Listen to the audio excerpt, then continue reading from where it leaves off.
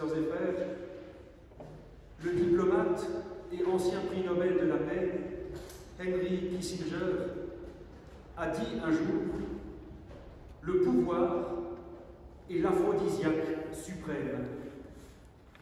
Il est vrai que lorsqu'on a goûté au pouvoir, on a du mal à le lâcher. Le pouvoir vous change aussi un homme, au point parfois de le déconnecter de la réalité, de le rendre distant, voire méprisant et brutal, au point de vouloir, je cite, « emmerder ceux qui pensent et font différemment ». Quel contraste avec le serviteur décrit par Ésaïe.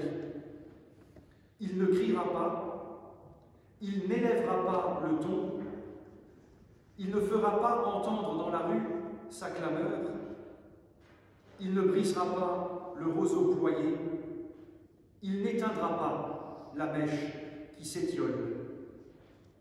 Quel contraste, en effet. La tradition chrétienne a vu en Jésus-Christ l'incarnation de ce serviteur. Jésus-Christ, sur qui l'Esprit descend au moment du baptême, Jésus-Christ qui se fera le visage de Dieu, visage d'un Dieu dont nous disons qu'il est amour, un amour qui définit tout exercice du pouvoir comme un service. Car Ésaïe dit que celui que Dieu choisit et envoie est un serviteur. Nous confessons Dieu, et nous venons de le faire, comme le Dieu tout-puissant. Mais en n'élevant pas la voix, en ne brisant pas le roseau qui ploie, ou en n'éteignant pas la mèche qui s'étiole, il nous est révélé un Dieu dont le pouvoir est un service qu'il nous rend. Nous sortons tout juste du temps de Noël, et le 26 décembre dernier, en arrivant à l'église, quelqu'un me disait « Demain, tout sera fini ». Nous sommes aujourd'hui le 9 janvier, et ça fait presque une semaine qu'on ne se souhaite quasi plus la bonne année. Est-ce à cause du Covid, ou n'a-t-il que renforcé, au fond, un climat de morosité générale, oubliant au passage que dans la foi, nous ne fêtons pas la fin d'année, mais le début de quelque chose. Dans ces temps qui sont les nôtres, on cherche des réponses et des solutions à tout bout de champ.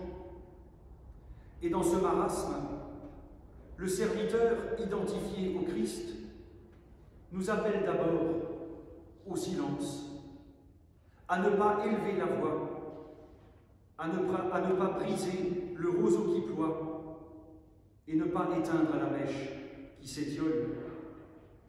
Aussi, en ces temps qui sont les nôtres, nous sommes appelés à faire preuve de foi, et celle-ci n'a rien de passif. Je t'ai mis en réserve, je t'ai destiné à être l'alliance du peuple, à être la lumière des nations, à ouvrir les yeux aveuglés. Si l'on part du principe que le texte parle de Jésus-Christ, nous devons comprendre que notre foi est un travail quotidien pour laisser Dieu agir en nous, nous ouvrir les yeux, nous tirer du cachot et de la maison d'arrêt. Dire autrement, nous devons laisser Dieu nous travailler pour ne pas sombrer dans la peur et le repli sur soi. Nous sommes appelés, et c'est tout le sens de la foi, à être participants de l'Alliance, à savoir que depuis le baptême, nous sommes mis en réserve, pour parler comme Ésaïe, et appelés à être à notre tour lumière des nations, à ouvrir les yeux aveuglés, tirer les prisonniers du cachot. Il ne s'agit pas de faire preuve d'un optimisme béat, de se vautrer dans l'illusion que tout va aller bien. Le pouvoir de Dieu n'a rien d'un aphrodisiaque. Ce pouvoir est celui du service. Un pouvoir qui nous transforme, nous pousse en avant, nous amène à témoigner d'un possible. Un pouvoir qui nous appelle à relever nos manches pour relever nos frères et nos sœurs en humanité. Si Dieu, passez-moi l'expression, emmerde quelqu'un, c'est ceux qui n'ont pas d'autre référence, pas d'autre horizon et pas d'autre culture que leur nombril. C'est moi, le Seigneur, tel est mon nom, et ma gloire, je ne la donnerai pas à un autre. Mais Dieu n'a jamais fait preuve de mépris. Son pouvoir, je le répète, est service, et il nous appelle, comme lui, à nous mettre au service de nos sœurs et nos frères en humanité. Parce que c'est dans cet amour silencieux, doux, humble et au final crucifié, que se manifeste la toute-puissance de Dieu.